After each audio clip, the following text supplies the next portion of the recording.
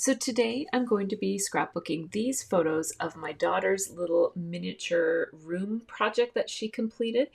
And these are leftover photos from my project life. I did put a couple of them in my project life, but I also wanted to make a 12 by 12 page about them because I was super proud of her for finishing such a huge and detailed, well, huge in a miniature way, a huge and detailed project. And so I really wanted to make sure that I captured it. So these are the photos that I had just already printed for my project life that didn't get used. And this photo here, I kind of like this idea of they're all the same height and it goes from wide and then two narrow ones and then this square one. So I'm thinking that this is the way I want it to be laid out on my page.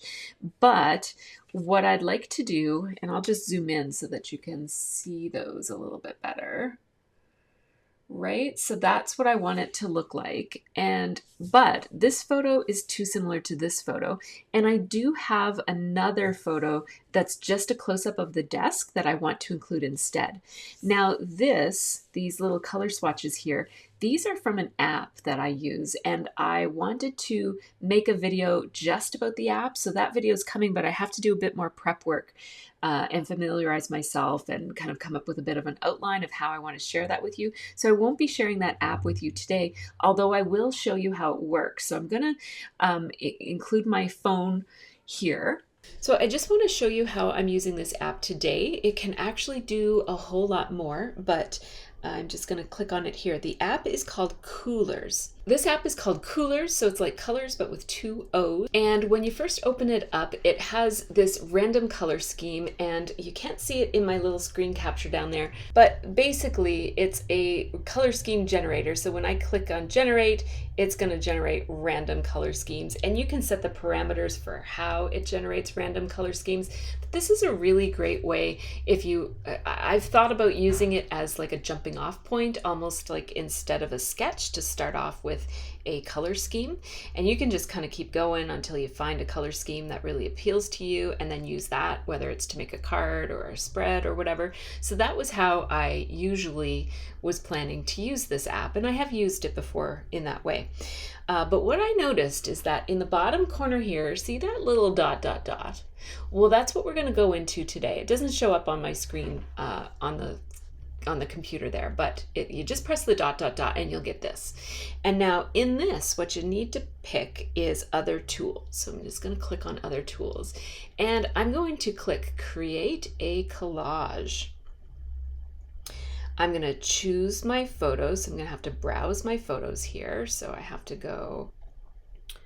So here are all of the photos of my little project, my daughter's little project, and I'm going to pick this one of the desk. It's a close-up of the desk, and here I get to pick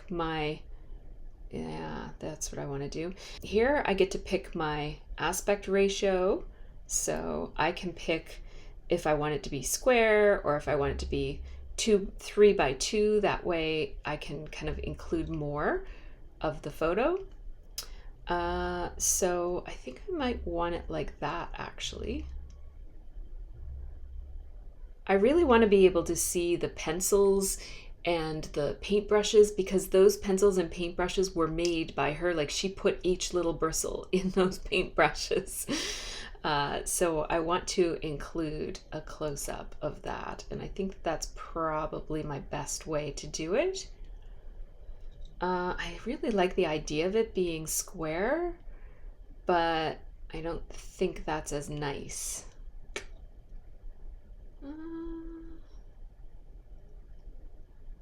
Maybe. No, I don't think it's as nice. We'll go with 3 by 2. What about 5 by 3? 3 by 2, 5 by 3. Yeah, I like 3 by 2 a little bit better. She made those paint pots. She made all of these things. The windows, the doors, the floor, the bookshelf.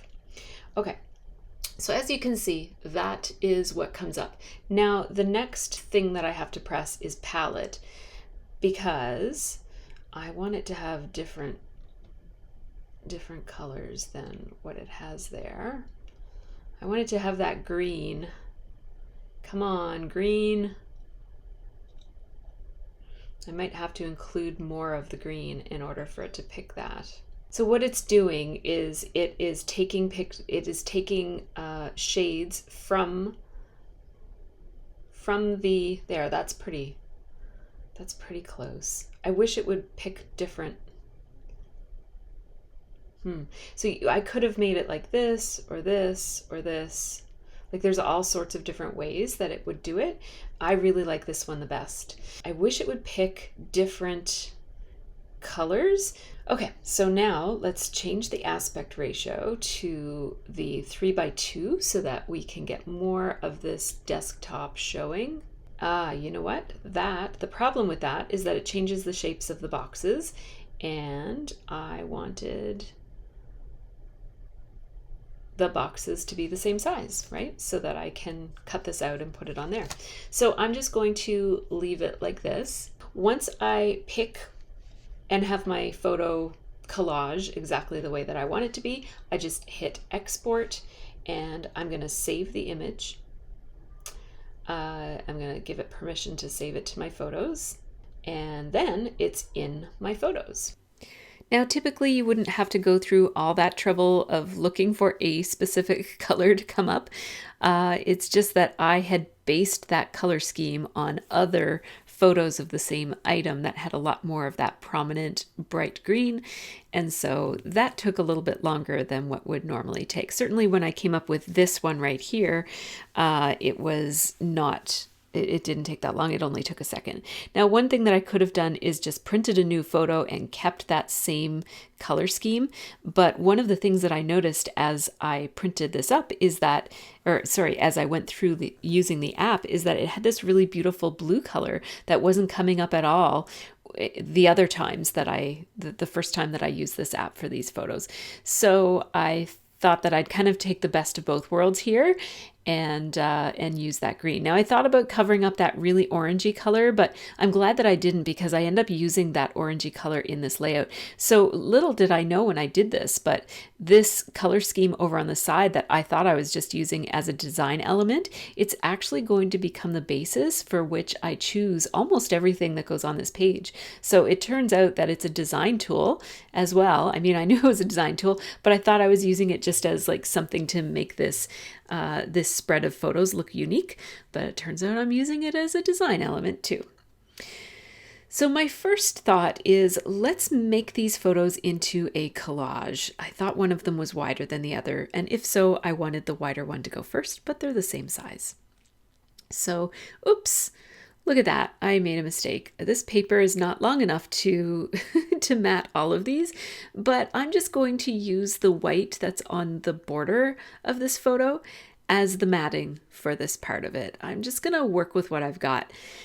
On this layout, I'm going to do a lot of this, just kind of working with the mistakes that I've made, or the kind of like, not really mistakes, but just because I don't believe there really are any mistakes, but there are just some choices that I make that are not going to be choices that I end up being happy with. It's going to happen a lot. So there's going to be a lot of kind of tweaking and troubleshooting in this process video. So if you like watching somebody bumble around and make a lot of mistakes, then this is the layout for you. I just left a little nudge of paper in there in the corner, so I just had to clip that out. So now I have my photos all matted on a piece of white cardstock. It didn't go exactly as planned, but it looks like it went as planned. So here I am just kind of saying, look at how nicely this collection works with those colors. And I kind of had a sense that those colors were in this collection, but I didn't realize that I'd be picking up on that blue. I just knew that Fernwood had a lot of pretty greens in it, but it turns out it happens that the collection I had picked out also has that color blue that surprisingly turned up in the color scheme. So I'm just flipping through, and a lot of these papers are really feeling too busy for me, but I thought I really liked these stripes, so I thought I might be able to use those. I'm starting to think that maybe there just won't be a whole lot of patterned paper on this spread, and yeah, we'll see how it goes. I won't spoil it for you. So those are the two pattern papers that I picked out that I thought might work. And then I pulled out my grid paper, like my ledger/wood grain folder that has all kind of neutral wood and ledger papers. And I really like this paper. It's from Basic Gray from their Basics collection. Obviously, this is really old paper because Basic Gray doesn't even exist anymore as a scrapbooking company, but I really like this. So then I decided I like it for a background because it's nice and neutral, and also it has this kind of engineering, building, architecture kind of feel to it. So I thought that it worked well with the idea of Liv making a little room here. So I had some of these glassine bags in my stash, so I pulled them out thinking I might be able to use the glassine bag as a layer, and I don't like how it's not extending beyond where the photo, like the whole length of this photo collage. By the way, you can also make photo collages with apps, so you don't have to use paper to make a photo collage, but I had these photos already printed, so I decided to make it this way. Now, I decided that if I opened these bags and just slit them like this, suddenly they're twice as long, and they will cover my entire photo collage, so that works.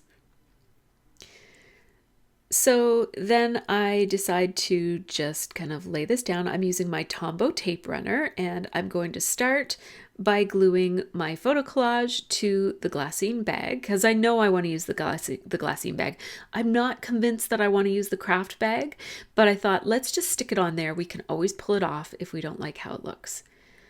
So there we go. It's just another layer, and it does pick up on those colors that are in the photo and also in the little photo paint chip color scheme, I'm going to call that. So I've decided to commit to using this as my background paper, so I just trimmed off the designer strip. And I'm thinking I will probably situate these photos low on the page, although maybe I'll put them high. It might make for a different look. And I'm thinking these title stickers or word stickers that came in it didn't come in it's not really a kit. I bought all these separate. It's called Stories of Us. These are puffy phrase and accent stickers from the Fernwood collection. I love the color of them. I love how there's this deep, rich, bluey color, like an inky blue, almost black. So I'm looking at those and I'm thinking there might be some of these words that I could use. My daughter has ADHD, so I'm thinking about maybe using the word focus and talking a little bit about hyper focus or the fact that she was able to stay focused on this project. So I'm thinking about maybe putting half of this page, like the bottom half maybe, with pattern paper. And so I'm just measuring how wide this is to know how wide I'm going to have to cut this patterned paper. And so I decided to cut it at 6 inches. So it's exactly half of the page is that. Yeah, okay. So that's fine. Except I found that my photos were getting lost. So here's another time that I'm changing my mind about something. So let's tear off those layers. And I really want to find something that's going to pick up on that dark blue color. So I just made my way over to where I keep my cardstock, which is in these cupboards. And I'm looking through my Stampin' Up cardstock, and all I have there is Night of Navy, which I think is too blue. It's not quite dark enough.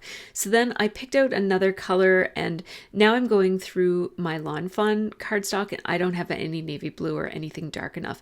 But then I just went through my No Name. This is just random cardstock that I got from the Hip Kit Club and the Scraptastic Kit Club, and I found a couple of dark blues here. So there's that Night of Navy from Stampin' Up, but this one, I don't know who makes this paper.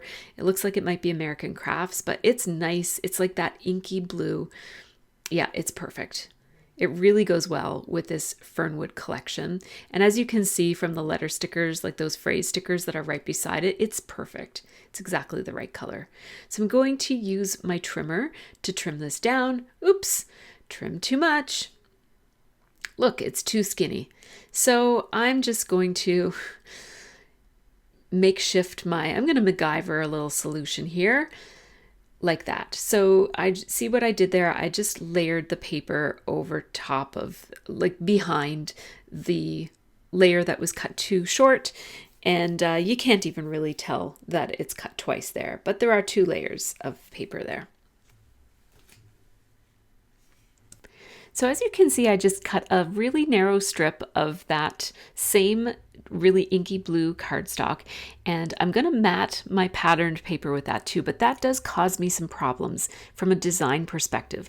If my title is going to go above my photo collage, it's going to span both the patterned paper and that white paper, the grid paper on top, and that's going to be not very legible. And I could float the title up on the top, but then it's going to be disconnected from my photos.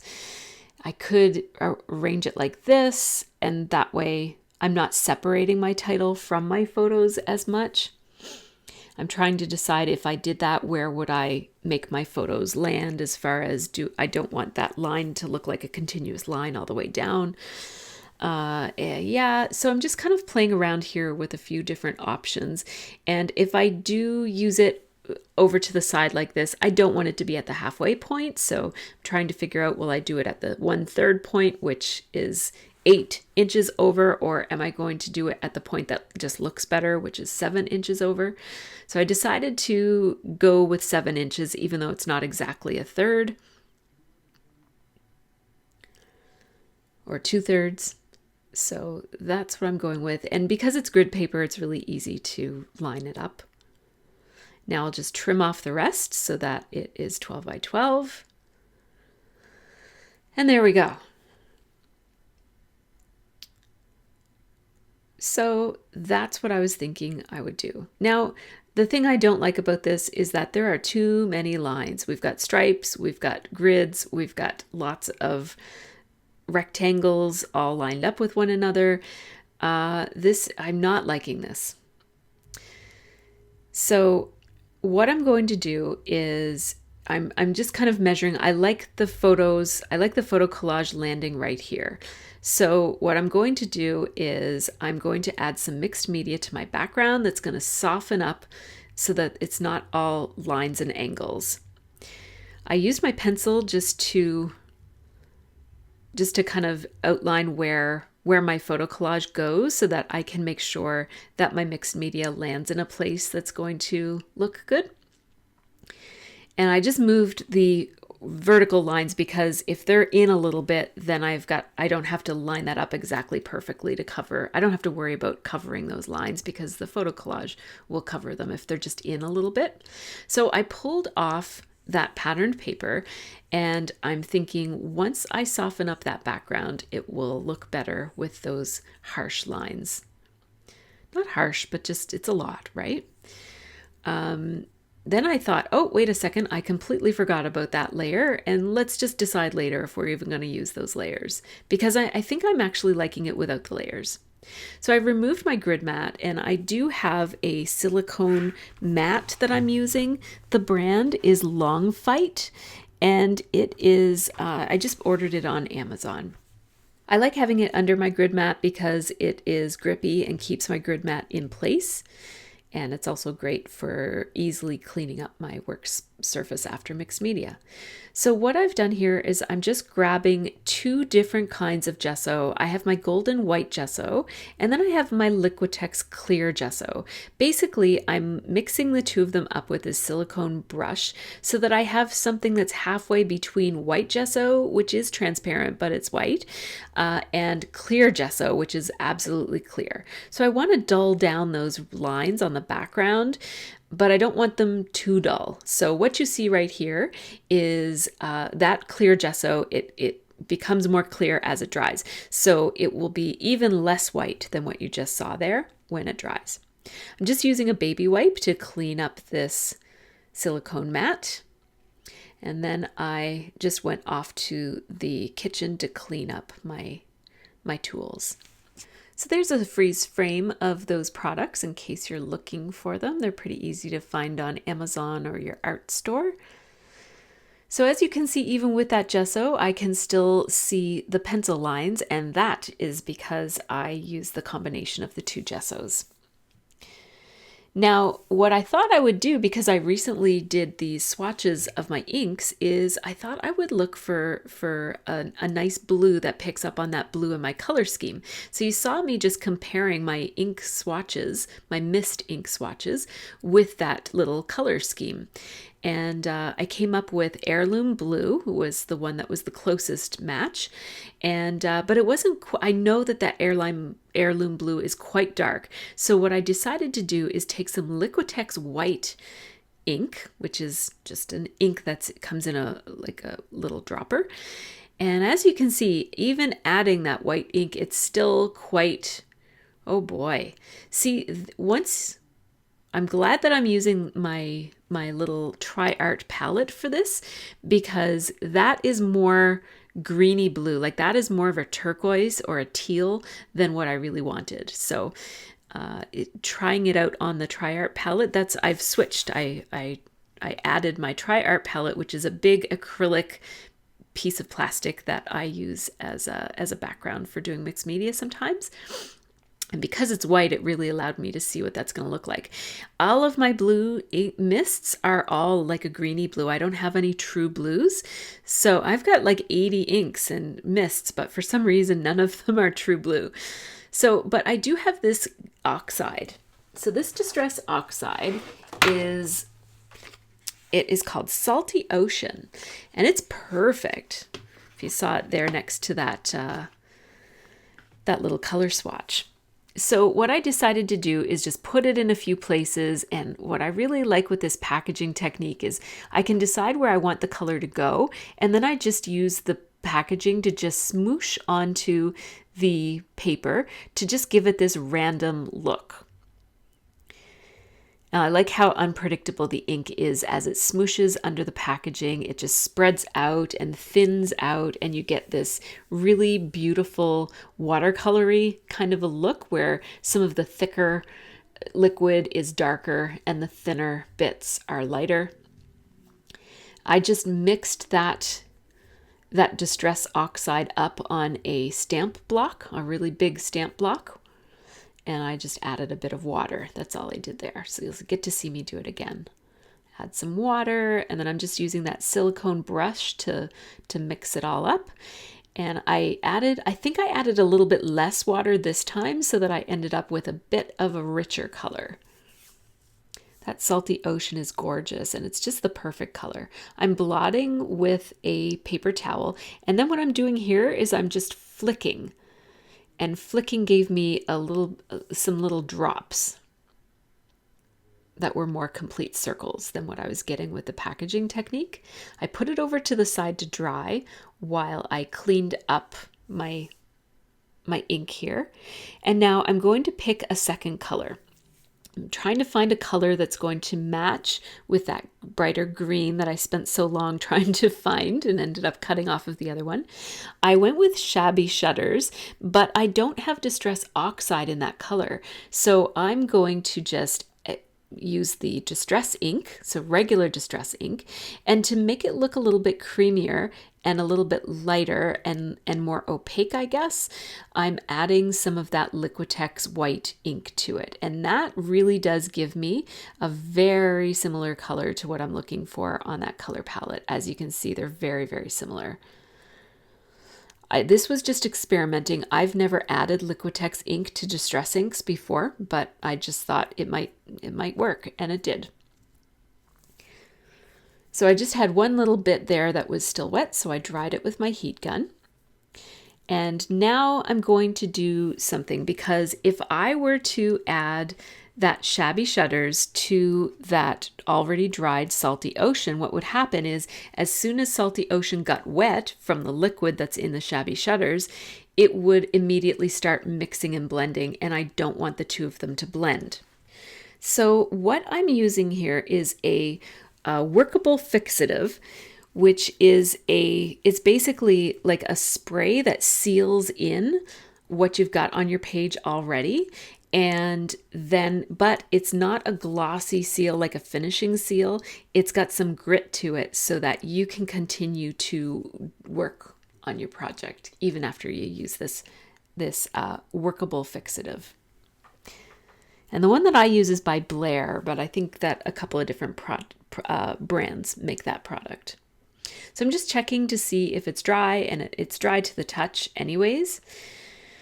And so let's see if these two end up creating a turquoise or if they stay blue and green. And so here I am just using the same strategy where I'm putting the color down, and then I am using the packaging to spread it around a little bit. I did get a tiny bit of blending, especially up in the upper towards the left center, but not too much. So I know distress products, I've worked with them quite a bit, and they really do blend. So I would have ended up with a lot of turquoise on this page if I hadn't used the fixative, the spray. So I'm really liking how that's looking. And I think the places where it did blend, I don't know if maybe the fixative I didn't wait as long, like it might not be totally dry. The other thing is that the smooshing technique might be, I might not have put enough of the fixative on, like a thick enough coating. And it could be that when I smooshed it, because it wasn't mixing until I smooshed it, it could be that when I smooshed it, it just kind of rubbed away some of the layer of the fixative. But anyhow, I don't mind that it blended the way that it did. It actually looks quite nice, but I just didn't want it all to get really blended looking. So that seems to have done the trick, and I like the end product here. I'm just going to, now this silicone mat is heat proof, so I don't have to hold my paper up when I'm drying it. I don't have to worry about my table underneath getting ruined. It's just melamine, so I don't want it to start separating. So once it's all dry, I'm just going to put my grid mat back and tidy up a little bit. I'll put those aside. And now I'm ready to take a look, and oh boy, I don't like that. There's too much red in those stripes, and I don't like that at all. There's two things. It's too far low, it's too far down, and so there's a bit of a gap between where the mixed media is and where the lines are, and also I don't like the color scheme anymore. It's not working for me. So one of the things that I found accidentally when I was over there, you saw me at my cupboards looking for blue cardstock, I found this stack of Vicky Boutin from a different collection. I think it's a collection that has Wander in the title. I don't know the name of this collection though. Anyhow, I had a little paper pad, and this is perfect. This paper is perfect because it has both the green that I'm wanting to really accentuate, and it also has that blue. It has some turquoise in between there too. So overall, this is a really nice pattern to accentuate my mixed media that I have already happening there. I'm also going to shift my photo collage a little bit higher than where I was planning to put it when I was going with the stripes. So that's the collection. It doesn't have a name written on it, but I think it had Wander in the name. It was a travel collection, I believe. So I'm liking that. Oh, I'm really liking that. Nope. Not going to go with that. See, no, don't like that. It covers up too much of the mixed media. I'm going to cover some of it with layers and embellishments and stuff, but I kind of like the contrast between the organic look and whimsical look of the mixed media splashes everywhere, and then those hard angles of the matting and all of those lines in the photo collage. So I'm having a look at the die cut pieces. There is journaling ephemera and icon ephemera packs, and I have both of those. So I'm thinking Stay Curious might actually be a pretty good title here. So I'm pulling that one out, and if not, I might use it as an embellishment.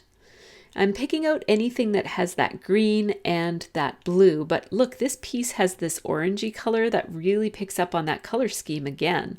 So I am following that color scheme over to the side, even though I thought it was just a design addition, but it's not. Now, I thought I would add even more organic pieces here by adding some flowers. And so I picked out those little blueberry looking berries and also some, maybe those are bluebell flowers. I don't know what they are exactly, but I like them. They're pretty. And they're picking up on that darker blue that I used in the matting around the outside of the photo collage. I might cut that little frame in pieces to use it in a few different places, but I'm pretty sure I'm going to use that orange tab. And I'm going to place it over there up in the top left-hand corner because it's sort of the opposite of where it is on the other side of the layout. So it balances nicely, those two pops of orange.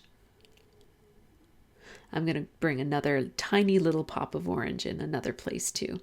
And I thought if ever I'm going to use a magnifying glass piece of ephemera, it will be on this layout about something miniature. So I thought that would be appropriate here. And that green rectangular piece is a little calendar piece. So I'll use that as well. And I just love how this Stay Curious piece, it really picks up on the splotches. It's almost exactly the same colors. And it also has a little hit of that orange. So what I thought I would do, because it doesn't quite have the boldness that I would want a title to have, I thought I would use a gel pen to just go right over top of that title, because it's kind of a dark gray. It's not quite black enough for my liking.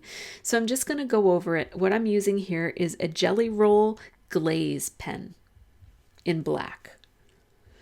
And see, that really darkens it up, and it also adds just a tiny, tiny little bit of lift. Not much, but it does make it very, not only darker, but also shiny. Yeah, it's more shine than it is lift. And as I was doing this, I was talking, because I do real-time videos of all these layouts over on my Patreon. So I was kind of talking about how another thing I could have done here is I could have used black Nouveau drops, but I find that black Nouveau, any kind of Nouveau drops, I've tried lettering with them before, and they're tricky. Like, they come out kind of messy for me. Like, I don't know if I haven't mastered it, or maybe they're just too hard to use in that way, but I find that it always comes out a little shaky. It sometimes looks good with really, really large font, but I don't think I could pull off Nouveau drops on such a smaller font here. And so I am liking that. That's looking good, looking better than it did before, but I think it needs even more lift. So even though I didn't use the Nouveau drops for the black, I thought I might use this Nouveau drop clear. So this is called Nouveau Crystal Glaze, and it's basically like glossy accents.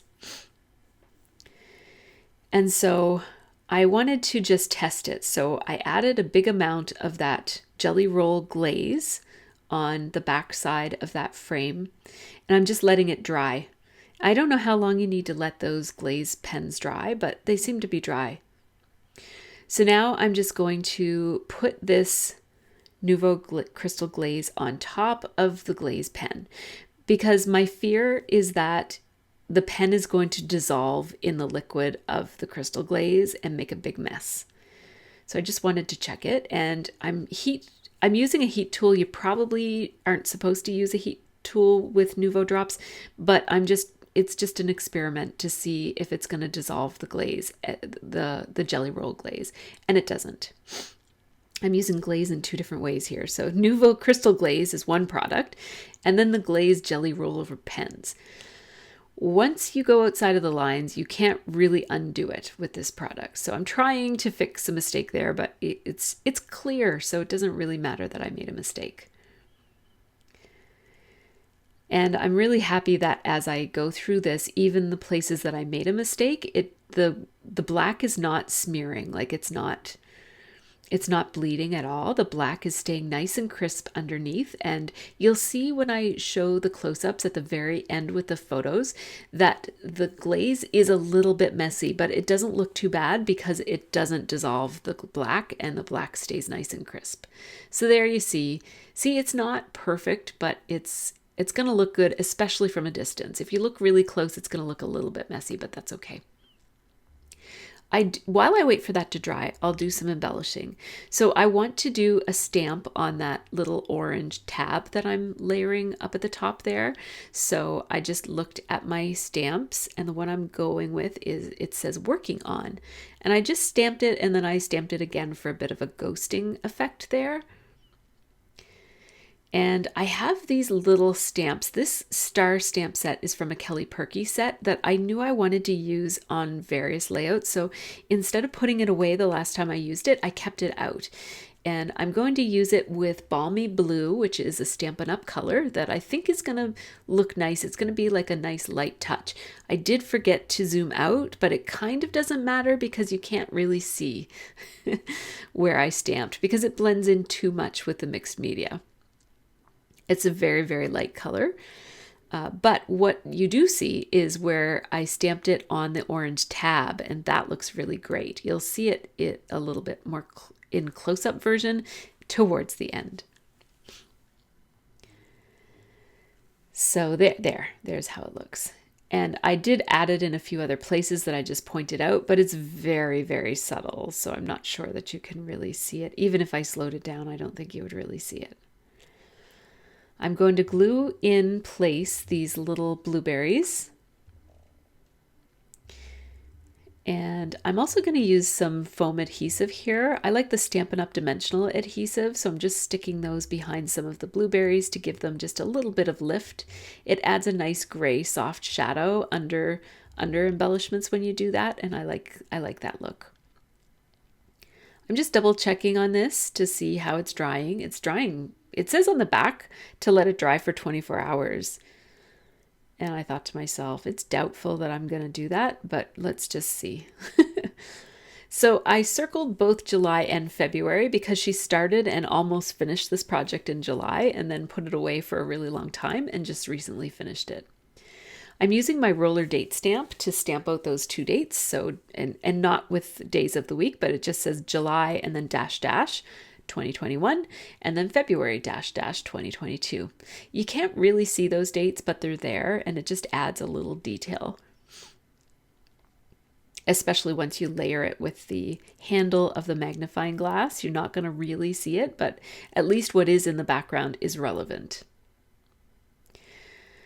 I thought that flower was too much the same as the Today I Am die cut that's behind it, so I traded it for a yellow flower. And while I'm at it, I think I'll just pull out a few other botanical die cut pieces here that I like, just anything that kind of speaks to me. So I am using that color scheme as my guide and also just anything that I like as well. Having a look at the sticker set that doesn't come with, but goes along with this collection. So there's stickers and there's chipboard stickers, and then there's also those phrase stickers as well. Now this die cut is a little bit too big, so I'm going to MacGyver this as well. I'm just going to cut it in. You saw what I did. I just cut it and then I overlapped it so that you weren't seeing some of those options. I'm going to do that again, actually, so that I'm covering up a lot of those options. And the ones that remain are exploring new things and believe or be brave.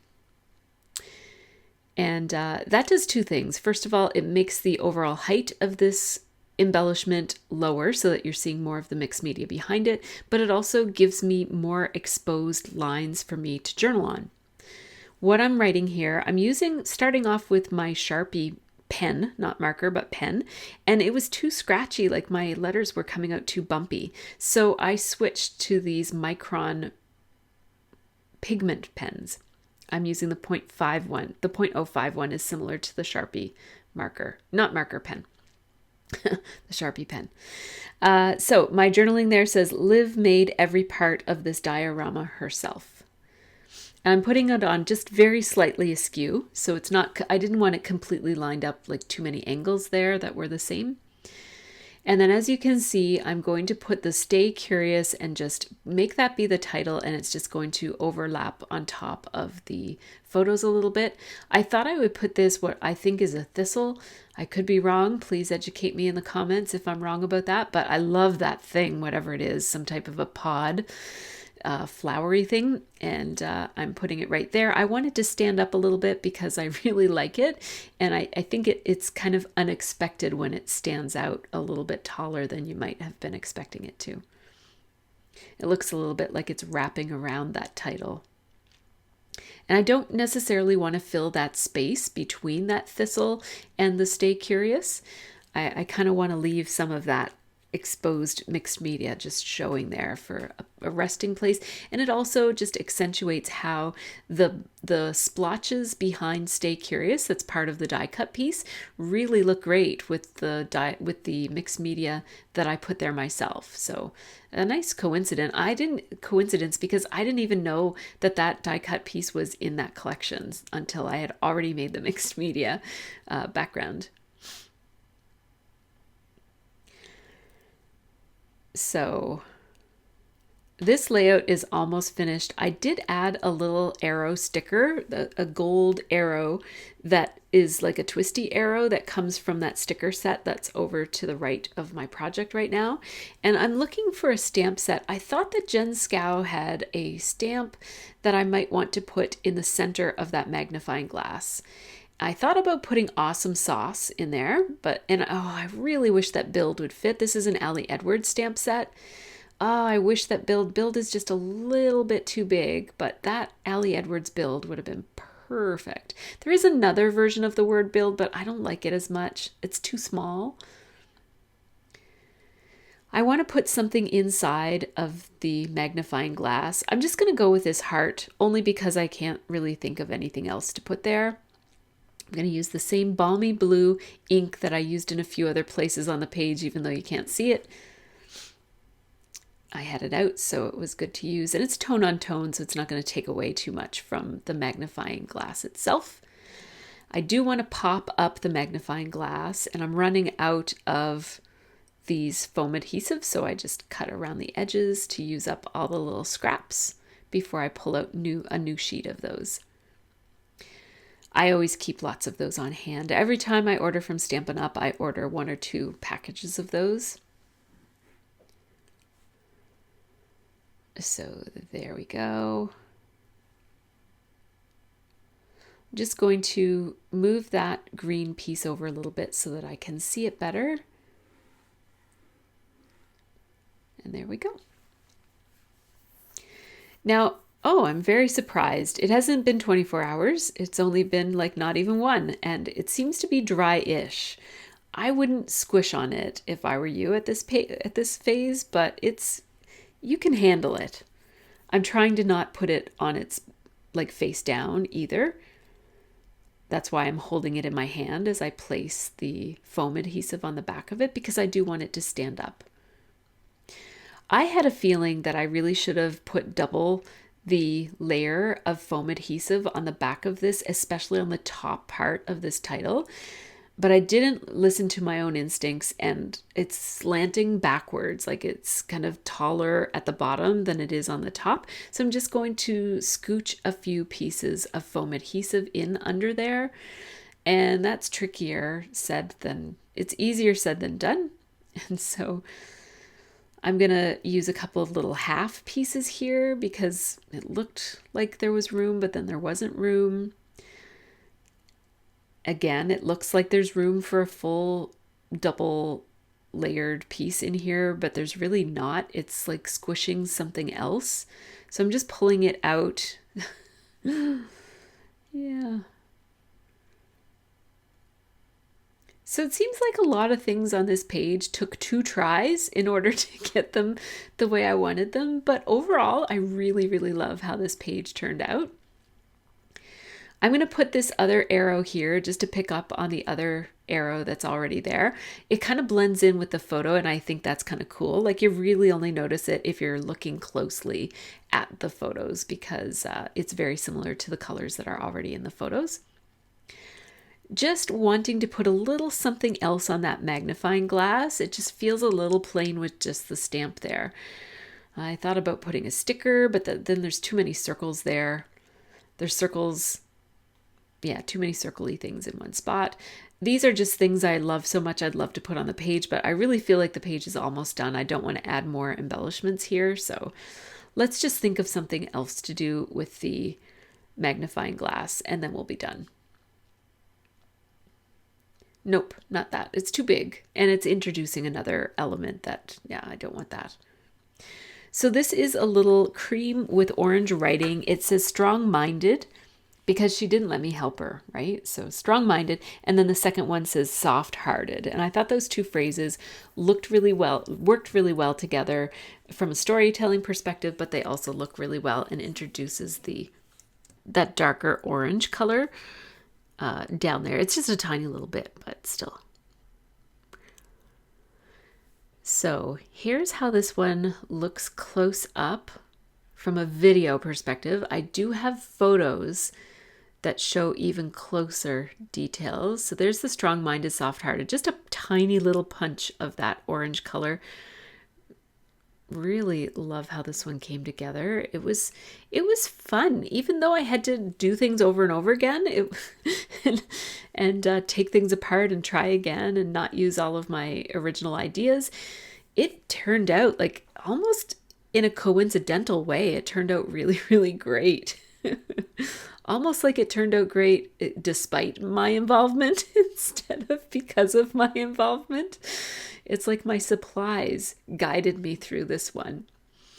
So thanks so much for watching. There's a quick little shout out there to my Patreon supporters. Thank you so much to them for helping me keep my YouTube channel going. And thanks to you too for watching. When you watch all the way to the end, if you're listening to this, when you watch all the way to the end, it really helps YouTubers. And also if you subscribe and like and comment any way that you can interact with our videos, it really does help YouTubers be able to do the work that they do and optimize their work. So thanks so much for checking out my video. Let me know in the comments below if you've got anything to add or say, or any questions or anything like that. Take care and have a really great scrappy week, and I will see you next time. The next thing you'll be seeing from me is probably a Project Life spread. So take care and have a great scrappy week.